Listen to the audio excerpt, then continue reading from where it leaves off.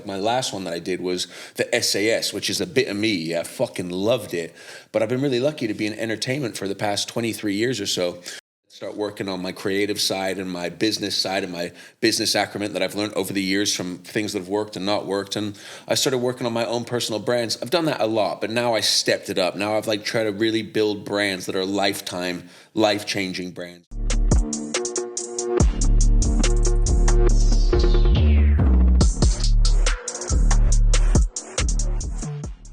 Welcome to the Creative Focus podcast. Today I'm interviewing my friend Calum Best. My brother. You gotta love it. Oh, you know, man. the thing about podcasts is sometimes you have to really overthink it. It's like, well, what is the topic? What do I have to explain? But when you said it, I was like, it's just like talking to a homie we've known for 15 years, you know? Yeah, exactly. Yeah, we've known each other forever. We've worked together loads. Loads. Super easy. So, yeah, this is just going to be one of those again. I thought that as well. I thought to myself, I asked you what was the point of setting up the podcast? Well, I'm setting up a podcast because me and my business partner started a podcast studio in Pickford Lane. So from London Bridge, I reckon it's like 15 minutes on the tube to get there. Nice. So we've got a podcast studio set up for people who want to do podcasts, and then we'd handle all the production. Nice. So they'll come in, sit down, and have a chat to whoever they want to talk to. We'll make sure all the audio, video's ready, audio's ready. And then we offer a couple of different packages. We're busy setting it up now, the website. So it'll be, you can either come in and get all your raw footage and audio, or we'll give an option of, if you just want to do audio podcast, we can edit the audio for you, or the video, we'll edit the video and the audio. Nice. So basically you're creating a space for people, creatives, to come and do their thing, and you just supply everything. It doesn't even have to be creative people. It could be anyone who's wanting to start a podcast. I got you. And they don't have the technical know-how of like the gear and the cameras and the sound and all that sort of stuff. You can literally come in, sit down with your friends or whatever, have a chat, and we do all the production for you. I mean, at the moment, what we're aiming at is like small businesses that want to promote their businesses. Yeah. I've got a friend who's got a award-winning butcher, South African guy. Yeah. And we're talking with him at the moment, negotiating, we're going to maybe start a podcast for him. Nice. And then he can like interview his suppliers and that sort of stuff, and then at the same time promote his business. Yeah. Well, what I know that you do very well is you create a space that is a very laid-back, easygoing, professional space. And I think that's really important, especially when you know, not everyone is good at talking on camera, not everyone is comfortable in situations like this, but I think if you can create an environment where people can just come in and feel chilled out, it's going to help tenfold with any business or entrepreneur or anybody that wants to come and talk about their shit, you know? Yeah. I think that's really, really important. Like, I'm as relaxed as I could fucking be. So yeah, I mean, I'm super uncomfortable in front of a camera, but honestly, today it's super easy. I think my first episode was also with one of my best friends, so that was easy. What makes you uncomfortable in front of a camera? I don't know. I just feel just insecurities, man. I just need to work on it. No, I hear you, brother. It ain't an easy thing for anybody to do. My mom, bless her, she has a business, for example. She's got a CBD business, and I always say to her, you are the sales point. She's like 72 years old. She's extremely knowledgeable. She knows about the cannabinoid system and all the things and the high spectrum of different types. And I say to her, get that point across the camera. But bless her, when she gets on camera, she gets a little, you know, and I'm just like, because I feel for her, because if she can deliver the message without the nerves of the camera around or the awkwardness of wanting to get exactly the point out, then she would be able to sell her product a lot better, you know? So I'm trying to give her little tools and tricks of the trade. I think I only get comfortable because I've been doing it for so fucking long, you know what I mean? That's the thing. I think it's there's actual courses you can do to get better in front of a camera. Yeah. I've been doing loads of research, trying and practicing, but it's getting better and easier. Yeah. I think also when you know what you're talking about, it helps a lot. It's like if I had to talk about photography and that sort of thing, it's super easy for me. But I mean, there's so many photography podcasts. I mean, I want to talk about photography, obviously, and editing and all that stuff and the business of photography, but I just think there's more things to talk about than just photography. I think if I just talked about photography, it would just stick in a small little niche. Yeah. I think over time, I think you said this was your second one. Thank you for having me, by the way. No, anytime. I think you said it as your second one. I think as these things grow and the awareness comes, and you can pick and choose what other photographers you can have in to talk about those moments, you know? Yeah. But I think for now, but it is a creative focused podcast, so it's about getting creatives on, I guess, you know, exactly, as well. Yeah, I mean, so this is with my podcast. This is not the podcast studio that we have, but my podcast that I've started, this one. Yeah. I want to focus on getting other photographers and makeup artists and stylists and people in the creative industry. And then help them promote themselves. Because I think that's a way, if I get to promote them, they'll in a way promote me anyways. Yeah. No, exactly. It's cross-pollination, isn't it? You know? What was, on that note, what would have been your mutual help with somebody that turned your corner in photography? I've known about you I remember, I should probably admit it, but 15 years ago, I'm looking on your Instagram. How long ago did Instagram come out? 15 years ago? Yeah, 15 years ago, I'm looking at your Instagram because of all the beautiful women on it before I even met you. I remember looking, going, this guy is absolutely killing it. And then we met each other through a mutual tattoo artist friend of ours, and then we became friends and done loads of work. But what was it? Because I remember you still are, obviously, but at one point, I think you were peak of the game when it came to shooting kind of, what would you call it, high fashion, or was it editorial? What was it at the time? Because I remember it was like everywhere. Fashion editorial type stuff. Yeah. I don't know. There's never really been I don't know really what sort of photographer I am, to be honest. I mean, that's probably a stupid thing to say. I'm known for shooting like lingerie and swimwear, and also I shoot a lot of beauty stuff. So I don't know. Yeah. Is it still that now, or is that whole market changed from when I was talking about 10 years ago? Yeah, the whole market's changed. Has it? Nowadays, everything is just about influencers, and I know with commercial clients, a lot of commercial clients have just gone the influencer route. So the industry has completely changed. Yeah. I think I would imagine they'd want to, because they want a certain type of professional, high-end, cool picture. But at the same time, everyone's got rent to pay. And if they can find someone that's going to do that shit for free, then the photography might not be as good, but at least they've got some images, I guess, Yeah. About that influencer market as well. I've opened a restaurant recently, and when we launched, we kept everything under wraps. And I think that's why our launch has been so successful. We didn't show the inside, we didn't show the finish, we didn't show anything about it. It was very like, when we're done, you can see it, And at first, we didn't want to go down the influencer market. We were like, we want this to be a place that people want to come because they want to come, and we want to keep it at a certain level. Everyone's welcome, but at a level of like, if you're going to book, you're going to book because you've heard about it and you want to go try the food, or you want to go try the drink. But after a while of time, you realize it is a huge market for everybody, and that is a pull. And now we have all the food bloggers, and we reach out to food bloggers and different people in that sector to say, come and try our food so you can promote it as well. So we all know this. I guess I'm teaching people how to suck eggs, but the social media aspect and the influencer aspect is massive for any sort of business as well. Yeah. The tricky part with that, and I'll go back to my mom's brand, for example, is that, she's her own business, her and her partner. And, if they've got 25 bottles of CBD that cost them X amount of money to make, they don't want to be giving out 25 bottles for free. There's like this really weird catch. If you got to make sure you got some money in the bank from selling product before you start giving product away. And I think every small business owner struggles with that, because you want to get it to Bob, who's got, 50,000 people on social media, but you also want to sell it to Julie and make 50 quid, Yeah. So it's not an easy market to crack. I'm going to keep you. We've got a friend starting a YouTube channel. It's going to be called Uncle Kev Eats. And he's going to go around and doing like food reviews and that sort of stuff, and we're doing the production for that as well. Nice. So yeah, you got to come to my place, man. It's awesome. It's called Ixchel. Ixchel is a Mayan word for goddess of the moon. Yeah, it's really down that kind of spiritual angle, and some people might say whatever, but I think that's very current. It's very popular, and I don't think it's going anywhere. I'm a big believer in all that kind of stuff, as I know you are as well.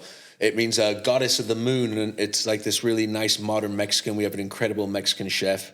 I don't know how I got to talking about that, but it was just that influencer side of things. But we're always looking for new people to shoot it and come and review it and check it all out. So please let me know. Yeah, definitely. After this, we'll definitely, we know each other, so we'll arrange something and I will do some photos for that. You got to come down and eat it, bro. It's so fucking good. Well, I haven't been to a restaurant in so long, mate. I've become obsessed with cooking. Fair. I love cooking too. Because I feel that's another creative outlet for me. What's your go-to? What would be... 2 questions. What would be your best meal that you can cook, and what would be your last meal in jail? I'm never going to go to jail. Again. Dude, I cook so many things. I think the best thing I've cooked recently is probably like beef shin. Oof. That I slow braised for a couple of hours.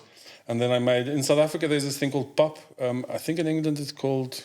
polenta, like corn maize. Yeah. So you grill a whole clove of garlic in the oven, so it goes nice and soft. Yeah. you make this polenta type stuff, and then you mix that and butter and garlic into it, and then the beef shin that's braised over some veg and with maybe some red wine. Nice, man. So it falls apart. And where's our meal today, brother? I would fucking eat that in a fucking heartbeat. Jesus. Oh, mate. One of my friends is a South African butcher, and luckily he's like 5 minutes from my house. So you great good meats and that. The best meat we get. I've been eating a lot of what's it called? Rump tail. Nice. It's like the bit that is a lot cheaper. Yeah. But it's got more fat in it, and no one wants it because it's got too much fat. Because I've been doing a lot of carnivore. Yeah. So for me, as much fat as I can get. I think so too. I'm eating at the moment. Maybe for the last 6-7 months, I've been eating probably 80% carnivore. Nice. It's a really not only popular diet, but I also think massively health beneficial as well. Crazy with social media, isn't it? Because you see all the different people that have all the different opinions. But I think a meat-based diet. I do this thing where I do meat-based meals, but then I juice my fruit and my veg. Yeah. So it's like in the morning, for example, I'll have 2 eggs and I'll have a juice that I make. Like this morning was cucumber, pineapple, celery, mint, ginger, and turmeric. And then my meals for the rest of the day will be meat-based. You know, I'll go home and have like a mince or a steak or something like that. And if I can mix up those two finely, fruit, some veg, and meat, and I think that's a pretty solid diet. My downside is I fucking snack like a madman. And I have a really bad sugar craving. Like I want bags of Haribo. I want ice cream. That's the thing for me. I struggle. I'll go through the day and I get to a point where I'm like, I just need some Coca-Cola or a chocolate or something like that. Because for me in the mornings, I don't eat in the morning. What I do in the morning is I make a coffee and then I put a massive spoon of coconut oil into it. Nice. So then that keeps me going. That makes your skin look amazing. That makes your nails and hair and everything look good. Have you ever talked about your journey through weight before, of what you do to eat or what you ate over the years to go from that to that, for example? Have you ever discussed that kind of stuff before? No, mate. My weight's been... When we met, I was, I think, 25 stone. But that's what I mean, though. It's like this is a good, thing to talk about. Whenever you wanted to, at some point, like to talk about going from that to that. Because I remember when I saw you when we met. I mean, all due respect, and then when I saw you many times, but 10 years later or something, you know, you'd shed it all and you'd been through a whole process. And I think you would discuss change your diet and all these different, and our thoughts and our beliefs and all these things you learn about, you know, leads you to living a happier, healthier life.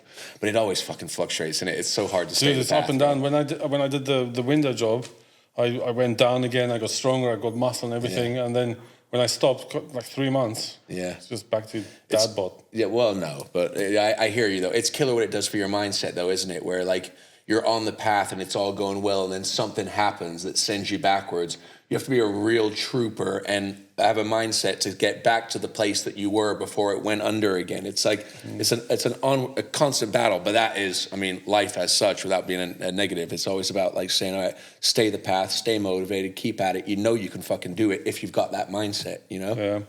Dude, it's not something I'm even thinking about at the moment. No, I'm so busy with other things. Weight is the last thing I think about. As long as I eat good food and I don't eat too much shit. Like I said, I hardly ever go out to restaurants because you don't know what they put in the food, and I'm always paranoid about that. So my old dear, again, I'm more worried about it, and I've become a dad, so for me that's the most important thing. And especially with healthy food, my little girl's 2, she's turned 2 in the beginning of this month, and I was so proud, like on her birthday, she literally had like sugar for the first time. Oh man. She doesn't drink, she's never had juice. That's cool. She's never had stuff like that. She lives on water, full fat, organic milk. And I make a rooibos tea, like Red Bush tea. God, that's impressive to be able to no sugar, she's never had processed food in her life. Nice, man. She's literally her whole life lived on vegetables and meat. That's awesome. Yeah. That's not fucking easy. But dude, that's why I said to you, like from the day she was born, we've never had problems with her. Yeah. She's slept through always. Yeah. She's been teething. I mean, she's a little bit moany but because of her teeth, but other than that, happiest, healthiest little girl ever. It really does show, and this is a real touchy subject, I imagine, for a lot of people, but it really does show that if especially in those infancy years when the body is learning and understanding what's right for it and what's wrong for it, you keep them on a nice, good, healthy diet, supply them the right foods. It will show their characteristics, their personality traits, their illnesses. You know what I mean? My girl is 2 years old. She started talking before she was 1. She's 2 now. She speaks 3 languages. She speaks Romanian. She speaks a bit of Afrikaans. And she speaks English. Full on speaking. There's nothing she can't say. Wow. wonder child over there, huh? Yeah, she's like, I mean, obviously she's my child, so I'm going to be like, she's amazing. Yeah. Speaks 19 languages. She's never. But no, literally, she speaks to my mum and my dad on FaceTime. She'll interact with them with Afrikaans words. That's so cool. With my wife's parents, she speaks in Romanian, and then with us at home, she speaks English, and she's 2. That's incredible. What's her name? Violet. Love that. Yeah, most beautiful girl, man. No, you just showed me a little video of her giggling away. She's unreal, yeah. Best thing ever. I bet, man. You'll get there. I can't wait. When you meet, like you say, when you meet the right person, you'll know it's the right person. I'm at an age now as well where I feel that as well. More than ever before in my life, am I like, yes, now is the time. You know, I'm 43. And funny, sometimes I'm 21 in my head, but realistically, I'm at an age now where it all makes sense. It took me a long time to get to that aligned place. You know our lives, what they've been like. But there's been colorful pasts and trials and tribulations. And now I'm like, let's do this shit. I would love a fucking beautiful kid at some point, but I just got to find a Mrs. to have her with, you know? Yeah. The time will come, brother. I do believe strong-heartedly that when the time is right, the time is right. Yeah, exactly.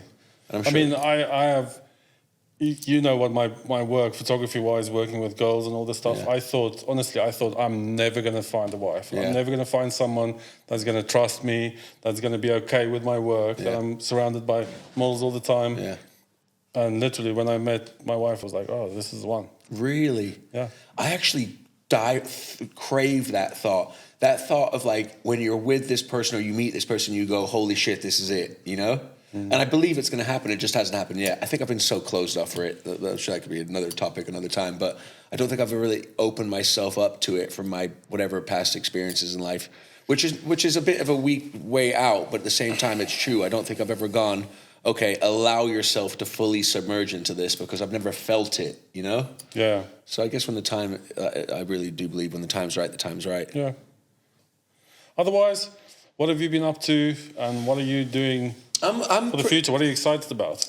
There's a lot going on, man. There's, you know, I've been in entertainment for 23 years. Someone sent me this picture yesterday. There was like this piss take of, and it sounds so silly saying it at 43, but there's this Love Island imagery that went around. There was a photo shoot we did when we were all, this was 2003, so like quite a while back. And there's this like photo shoot backdrop, and it's like it looks like you're in the 80s with this like soft blue, and I'm like holding a little umbrella, and I think I've got like fucking fake tan on my face. It's all just horrendous, yeah? But I can laugh at it now, but they put up all these images going, look at this, look what this was back then, and the comment section was just like rinsing all of us back then. But I thought to myself, Jesus Christ, I've been really lucky to be able to do television. I mean, off and on lucky. Some's car crash, some's really, really enjoyable. Like my last one that I did was the SAS, which is a bit of me. I fucking loved it. But I've been really lucky to be in entertainment for the past 23 years or so.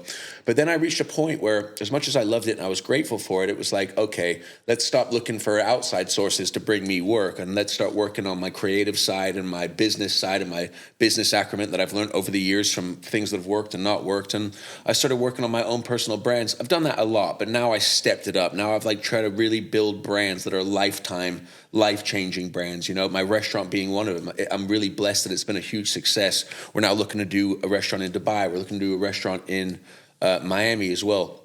And then other things as well. I had this really cool job offer come to me. This guy on my Instagram. And what I really like about this is that at some point, people wouldn't have fucking touched me yet. At some point, my reputation was so bad. I went bankrupt at 30. My party days were what my reputation was. Maybe people still think that, who knows? But I don't care now because I know what people that think that... Yeah, don't matter. You know what I mean? Because now I'm like comfortable with whatever the fuck my past was. But I had this guy reach out to me and he goes, you know, I've seen what you've been doing and I have this medicinal marijuana opportunity. And he has this site in Kent, these ex-army bunkers, 6 of them that are all empty. They used to store like, you know, missiles and tanks and planes and shit.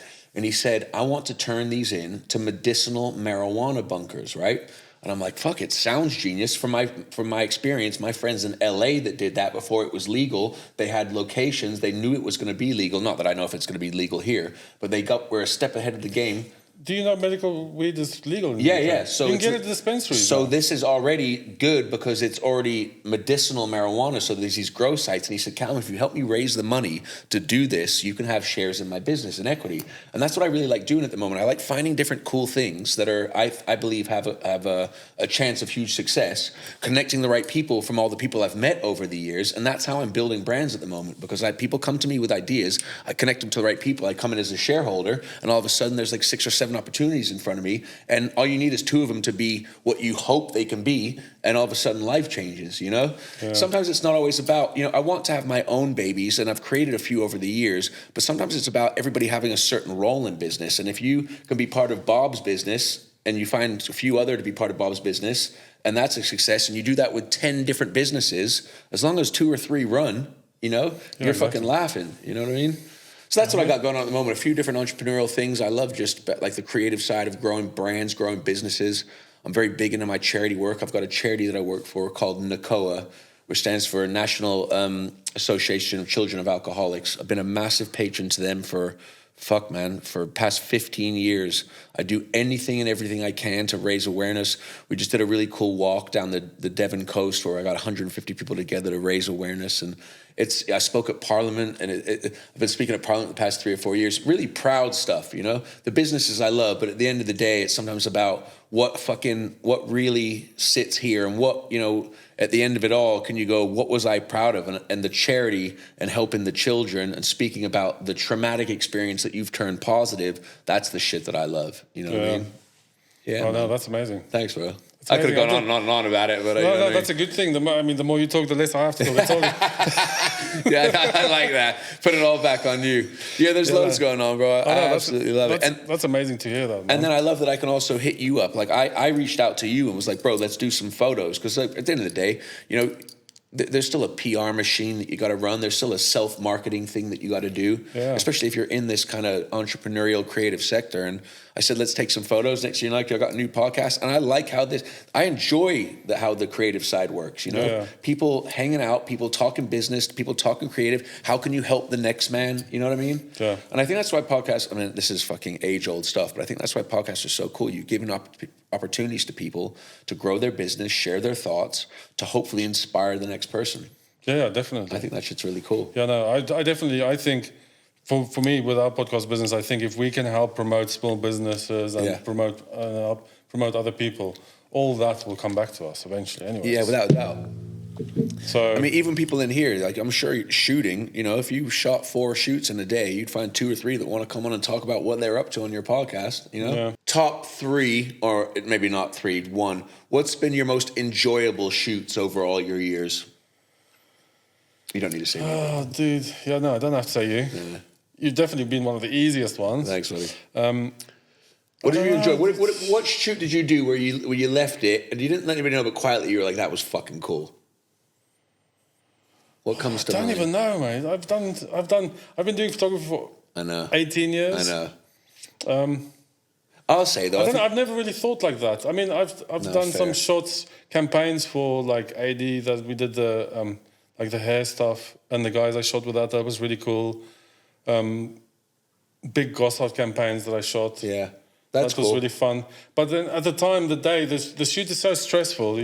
Not stressful, but you're so busy thinking about things and solving problems and doing that sort of thing. You don't think about it. And also, it's not like at the end of the day, it's like, oh, that's cool, because you're never like blown away by the... because I've never really... Where I've gone, oh, wow, that's cool. It's like when I got my first billboards. Yeah. Or like when I shot David's stuff, and when he was fighting, I can't remember, he was fighting Mark DeMoy, I think. I remember where you see it in the final. And I came to the O2 Arena, and my photos was all over the O2 Arena, and it was on the tickets and everything. That was like, this is ridiculous. I suppose that's what I mean. And I suppose even if it was just the end product, and I think that's a great one as well. I remember that huge boxing fight as well. I guess to see your work, going from a studio to then being on a fucking flyer or a billboard somewhere, Yeah.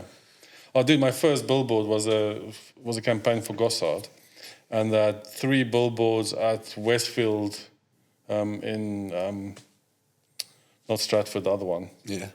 And that 2 by the motorway and 1 inside the Westfield shopping centre. Yeah. Right, for a week, I went there every single day, I just look at Check them and it I was out. like, oh, this Good, is mine. man. I Soak can't up believe that this is shit. mine. That's really cool. Yeah, just every day I went there and just looked at it and I'm like, oh my God, I've done this. And then nothing really changed. Yeah. I think with a lot of photographers, they think, oh, if I get in Vogue, my life's going to change. Yeah. Or if I get a billboard, my life's going to change. And it doesn't. I've done all those things. I get that. I suppose you could relate that to anything, isn't it? It's like, oh, you think to yourself, once I hit that target, then all of a sudden everything's going to fucking different. go. But it's not, is it? You know? Yeah. Even for me, like training, I'm like, oh, once I reach that, then it was that. But it's always this continual thing. But then again, that is training the mind to not always want to search for something else, which is its own fucking podcast, you know what I mean? Yeah. But I'm very much into that kind of mindfulness and that the brain and how it works and the goal setting. It's such a huge part of my life of wanting to strive for better. But on that note, I'm always like, why can't I just be, this is random as fuck, but why can't I just be content in this moment? Why am I always looking for the next thing? I don't know. I suppose you got to find things that bring you peace. And I guess training for me is one of those things, but I'm always like wanting, if I miss a fucking day, I'm like, oh God, or if I miss it for a week, I'm like, oh shit, I'm going backwards here. And I'm like, why does my brain think like that? Why can't I just be fucking chilled with what it is, you know? Yeah, but training has got a big thing for mental health. Yeah. I know when I did physical work, like my mental health just kind of disappeared. I didn't even think about it. I was working hard every day, doing like manual work. Yeah. It's like mental health doesn't even, like the problems with mental health, it feels like it doesn't even exist because you're exercising all day. Totally, and I think it gives you a moment to not think about it as well. That's why I love playing football. That's why I love going to the gym. That's why I love a fitness class, because it's in that moment. All I'm thinking about is what I'm doing. You know what I mean? Yeah. Instead of overthinking the life of it. Or, you know, the worst times, I don't know if it is for you, but for so long for me, it was that evening when you get into bed and you were just overthinking life. You know what I mean? I started meditating because of that. Yeah. Because I struggle to switch off because I'm an evening person anyway. I prefer to do Photoshop and editing and stuff at night.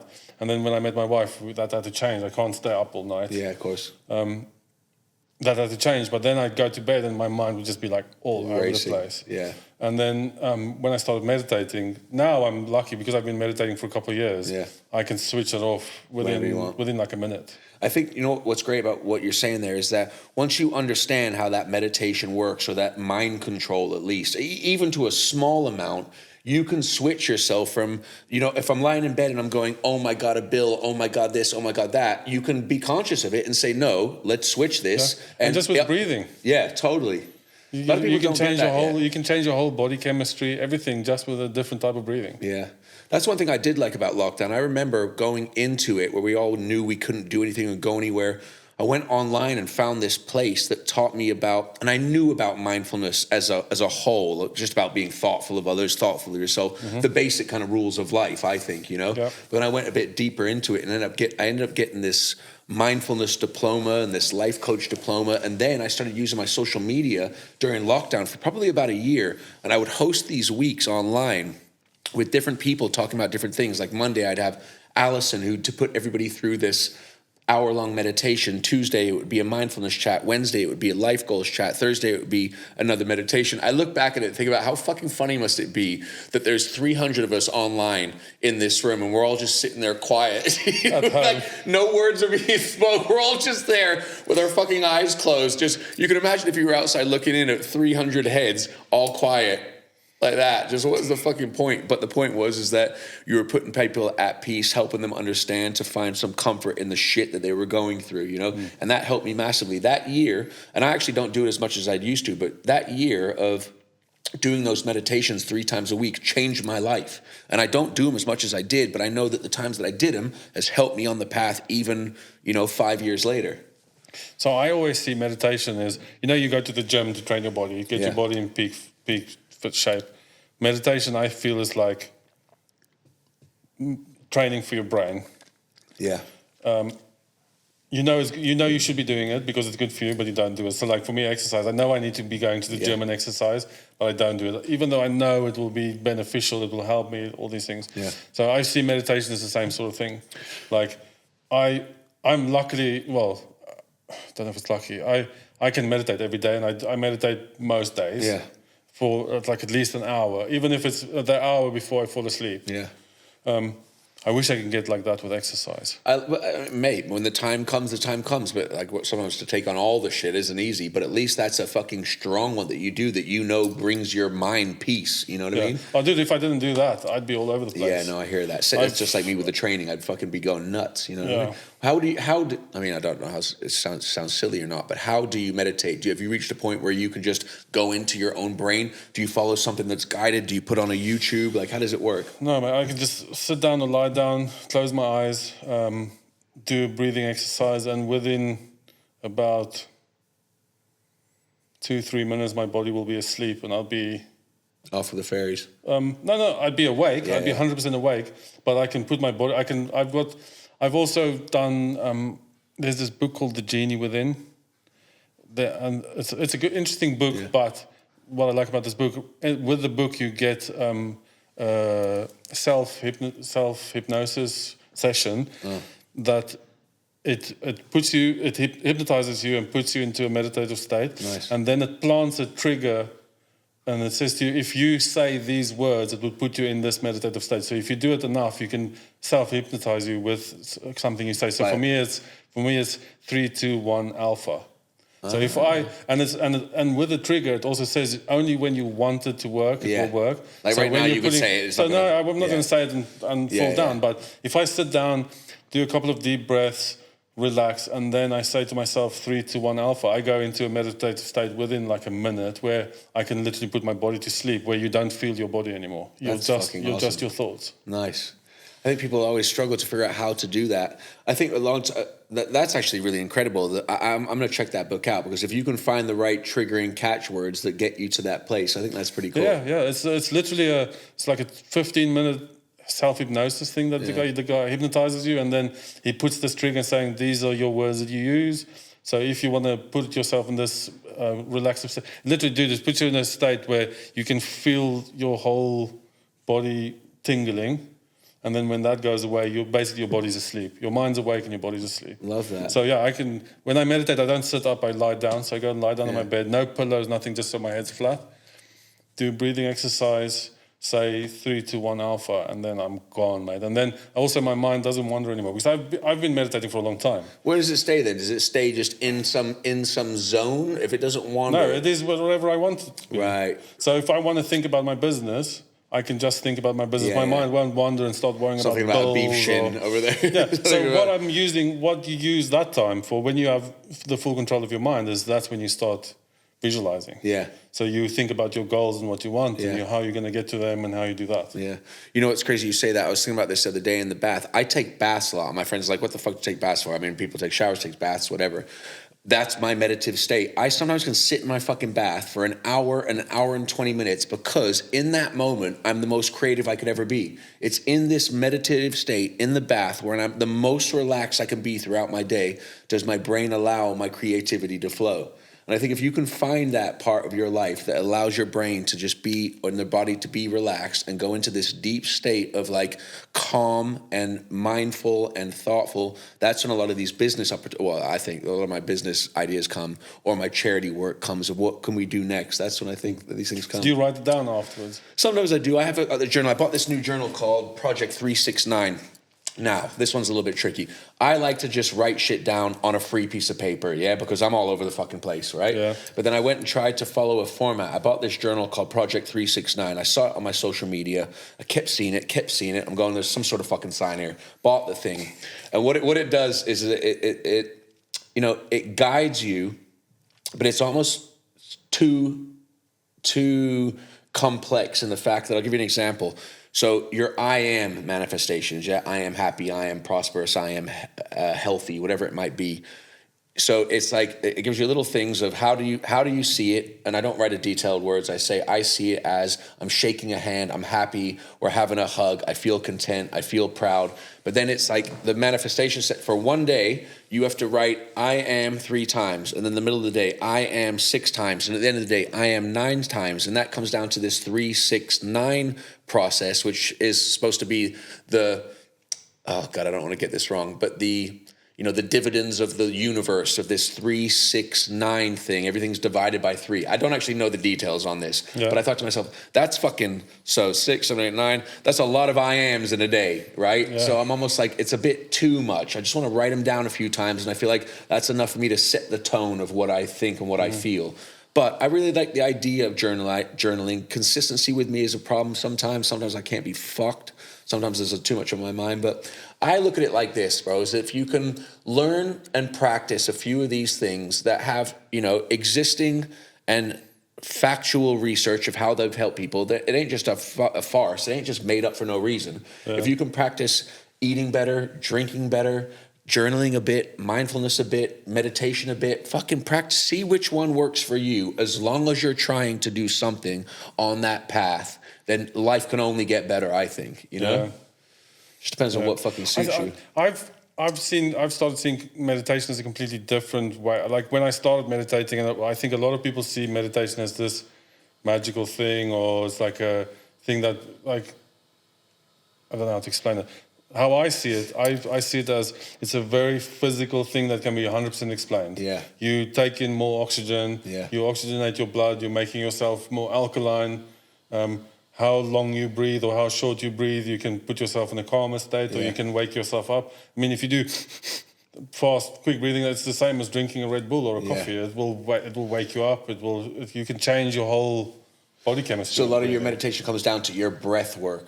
Or then is what you're saying. It's all breathing. Yeah, I got you. Like to get myself awake is with breathing. To calm down is you change your breathing. If I've struggled to fall asleep, I have a breathing exercise that I do. You do box breathing, and you breathe slower and longer. Yeah. And it puts you to sleep immediately. So I see it's like the physical thing of this is why it's working. It's nothing magical. Yeah. It's not something that you can't reach. It's something that you could actually. Anyone can do it. You just need to do it. Yeah.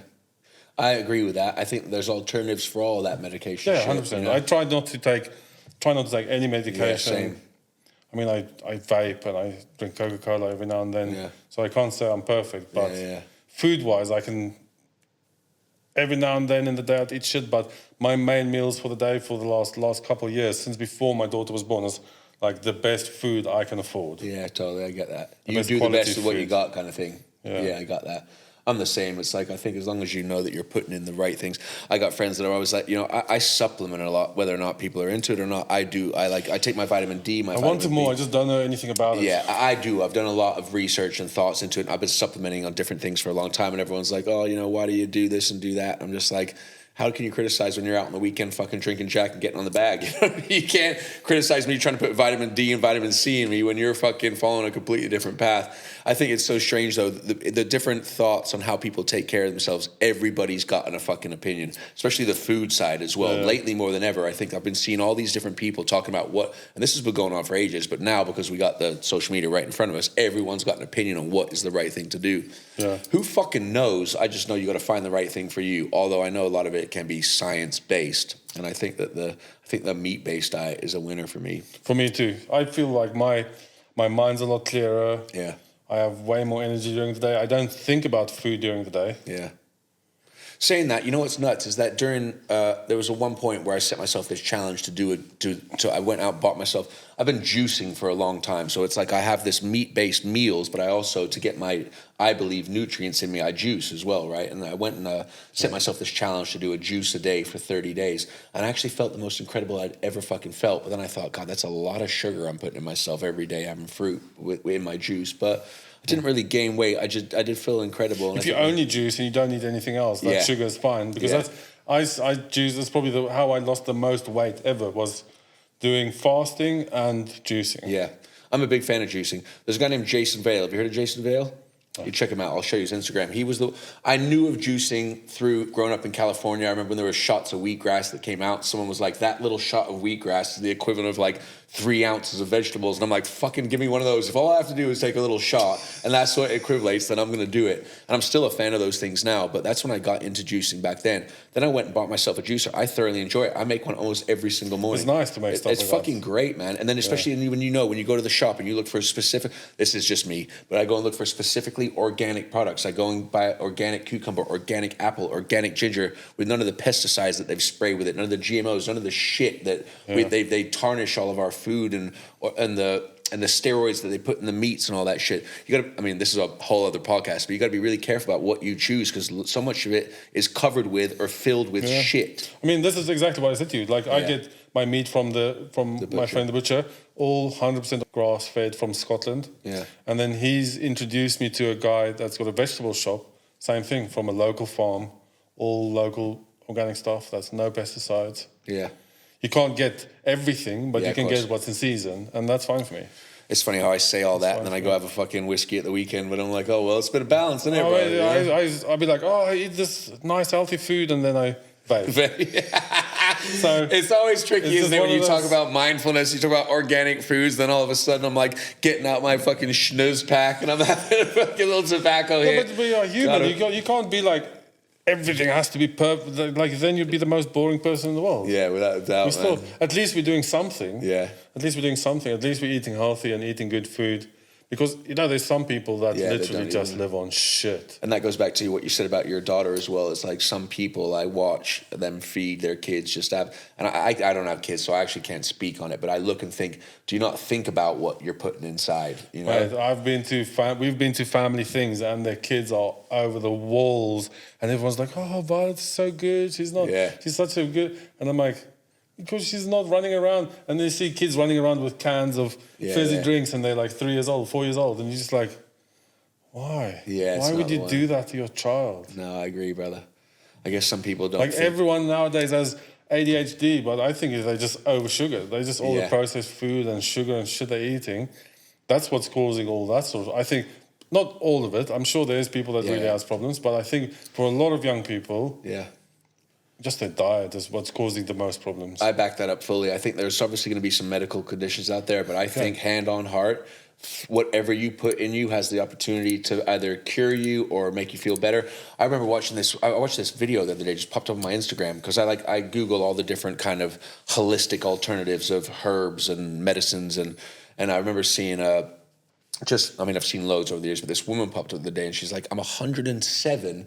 And I put it down to having no processed sugar. I mean, she was Jamaican, and she the way she delivered it, everything sounded so real and so authentic. And I believed it though. Between the accent, her being on the land in the fucking Jamaica, everything sounded like, oh my God, I wish I could follow that path as well. And she's like, herbal this, herbal that, the stuff that grows from the ground, this and that. And I thought, she's got it fucking figured out, She's probably not surrounded by going down to the corner shop and has all the fucking different selections of shit there as well, you know what I mean? The thing is, we live in a city, you just have to make the effort. Yeah, I agree. Have to make the effort. I mean, before we started buying stuff from where we are buying now, people were taking the piss out of us because we used to come all the way from Kent to Borough Market to buy food. Yeah. For years, we've bought all our food just from Borough Market.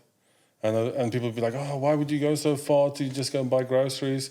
And I'm like, because first of all, I think it's a lot cheaper to eat healthy. Yeah. And then at least you get the best quality food. Cheaper because you mean you can go and buy your own ingredients and cook your own meal instead of going out to a place that who knows what the fuck they're cooking here. Is that what you mean? Not just that. Like if you go to Sainsbury's and you want to go buy milk or something, you normally leave with 10 other things as well that you didn't want in the first place. Where now we go do a food shop once a week. Yeah. And then for the rest of the week, I don't even put my foot in the shop because I don't need to. I go shops just to go to buy fresh milk every day or two or butter or something like that. Yeah. But I literally just don't even go to a shop. We buy healthy fruit and veg and stuff. Our freezers, all we have in the house. We don't have anything else. We don't have anything in a cardboard box, like in a box or in a packet. Everything is just fresh. And also about shopping markets, I was seeing some other research, how they're smart as fuck about how they line up the supermarket. It's like when you walk in, you go straight into the fruit and veg, so you know that you're doing what you went there to hopefully buy the healthy bits first, and then it's the meats, and then on the way out, they'll show you the last little teasers of fucking sweets and crisps where you're going, oh, I've done the healthy bit, I've done the main meal bit, and then let them mind fuck me into buying some poison on the way out, you know? I get sucked into it. I'm grabbing that shit on the way out as well. I think there's a lot of supermarkets. There's no healthy food. For me, I think like a supermarket, there's no healthy food. Because even the fruit and veg, if you think about it, it's all sprayed. Yeah. So you think you're getting healthy food, but it's not. Yeah. That's what I remember when I first started getting into juicing. the Jason Vale was like, you got to wash all those things off of your fruit and veg. And then I started going a bit more organic, but you can't get everything organic. And some people don't even believe that's true, but I do. I believe that it's all sprayed by shit, you know? Yeah, 100%. All the pesticides, all the shit. I remember I was doing this company asked me and my mom to do it. I keep going on my mom because I've seen her a lot lately, because this company asked me to do this podcast with her. And my mom, instilled or opened my mind to all the alternatives out there, all the conditionings we've had over the years of what to believe and what to eat and what to do. And we're sitting there and we're doing this first trial podcast. So I look at it like somebody out there is going to want to, let's say, sponsor the podcast. The goal of the podcast, I think, sometimes is finding a company that will say, we believe in what you're doing. Here's X amount of money to get the job done, right? Yeah. Or you start it from ground zero and you take no money. But that would be the ultimate goal, because somebody who says, okay, we believe in it. So I said to my mom, don't go too far down the fucking rabbit hole today, because we've got to just let people see what we're like together. Show that we're a fucking cool, mom and son partnership hanging out. We've got some great stories over the years. And 2 minutes in, she's talking about the fucking chemtrails. She's talking about the fucking Rothschilds. She's talking about fucking and the conspiracy, and I'm like, there's no way any mainstream company is going to want to chip in any fucking money if we're talking about all that shit. I said, look, let's get the job done first. Let's get them to see who we are first, and then once we're in, we can start opening up some minds to what it is. But I love that I have an opportunity to, over the years, to learn about the different conditioning and all the things we're told and all the powers that be that make you see certain things, and that's why you believe these fucking things. I know it sounds super basic, but a lot of people don't get that shit. Most people don't understand I'm lucky. I think I know a lot of... I understand a lot of it. Yeah. But I don't go on about it anymore, because I've realized, I can complain about all the shit in our food and all how the medical people are horrible to what they do to us, and all the fast food stuff, how they're killing people. But I mean, some people don't want to even fucking hear it. If people don't want to hear it, there's no point. As long as I know it, and I keep my family away from it, and I keep them safe and make sure they're healthy. Yeah. That's all that matters, really. Nice, man. Love that. I'd rather talk about other things, creative things. But yeah, no, I could definitely. We actually did a podcast in my old studio. We did a podcast a couple of years ago, and it went deep, conspiracy theory type thing. And we didn't even post it anywhere. I'm like, no. We can't put that out into the masses. Because the problem with that is two things. One, it scares people off. And the other one, people battle against what they don't know or what they don't believe, what they think is right. That's the biggest conflict you have with things like social media, is that, if you talked about and the jabs, anybody who's had a jab doesn't want to hear that they were wrong to have the jab, and they will battle till the end, because it's like, no, I had it, I'm right to have it. And then all of a sudden you start seeing proof of what was wrong with it, and then it's like, no, it's not just a fucking conspiracy, it's that there it is on the table. But I've been seeing that now so much over the years, where people battle against what they think was right but might end up being wrong in the end. I know that's quite age old, but what I mean? I've had a couple of arguments with friends, not arguments, but discussions with friends about the whole COVID thing, and we were complete opposite sides of it, and I think some of those friends I don't even talk to anymore. Yeah, it's not easy to continue. And it's I want to say to them, you were fucking wrong. Yeah, I was right. I think you got to try to guide them in slowly. There's not even a point anymore, man. It's they did what they had to do, what they thought was right. They're going to have to live with it. Yeah, I get that. Very good to see you today. Bro, it's always a pleasure. Thanks for coming in and doing this with us. Hopefully we'll do another one in a couple of months when it's a bit bigger. Yeah, for sure. I mean, if you wanna hit me up, if you want any guest ideas that I might know, you might not know, or vice versa. But first and foremost, thanks for the shoot today. Anytime. It's always fucking nice to see you, brother. I hope the podcast goes well. I think what you're doing, creating a space for creatives to chat some shit, is pretty cool.